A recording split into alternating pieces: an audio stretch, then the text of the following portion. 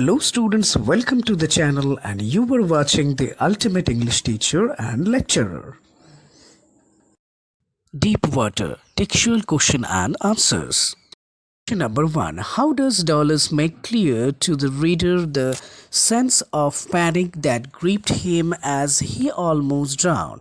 Describe the details that have made the description vivid. Answer. William describes his experience where he had a close brush with death at the YMCA swimming pool. As it a first person account, he has described it deeply. The emotional, mental and physical struggle and the paralyzing fear of drowning have been discussed in detail. William retained his intelligence and had a plan to come to the surface. He tried it, but it did not work. It did not work, and after a few trials to save his life, death drowned upon him. All these details make the description vivid. Question 2. How did Douglas overcome his fear of water? Answer. William Douglas was not able to come out of his fear, so he hired a swimming instructor. Once he had learned swimming, he wanted to check if he had overcome the fear as well. He would swim in lakes and found the fear to return in small phases. William was no longer scared as he knew that he could swim. Hence, he overcame the fear. Question 3. Why does Dollars as an adult recount a childhood experience of terror and his conquering of it? What larger meaning does he draw from this experience? Answer. William Dollars gives a detailed description of his childhood experience so that the reader gets familiar with the kind of fear that he had as a child. When he quotes Roosevelt's "all we have to fear is fear itself," he tries to draw a larger meaning from this experience. He wants to highlight the fact that life became meaningful and the desire to live grew intense once he had conquered his fear. What happened at the YMCA swimming pool which instilled fear of water in Dollars' mind? Answer. Since the age of 3 or 4, when the author accompanied his father to the beach, he realized that he disliked water. He would get frightened by the power of the waves which threw him, swept over, and he was buried in water. Later, at the age of 11 years, he decided to learn swimming. He joined swimming classes at a swimming pool at the YMCA.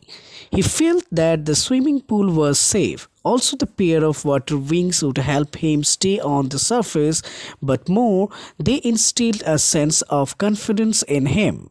It was just when he had started feeling comfortable that an incident took place. A big boy picked up the otter and threw him in the pool at the deep end. He got water in his mouth and sank to the bottom. He was frightened but kept his mind working and devised a way out, but things did not turn out as planned. His lungs felt as if they would burst. He was overpowered by fear, reached out as if to grab something but could only get his hands on the water.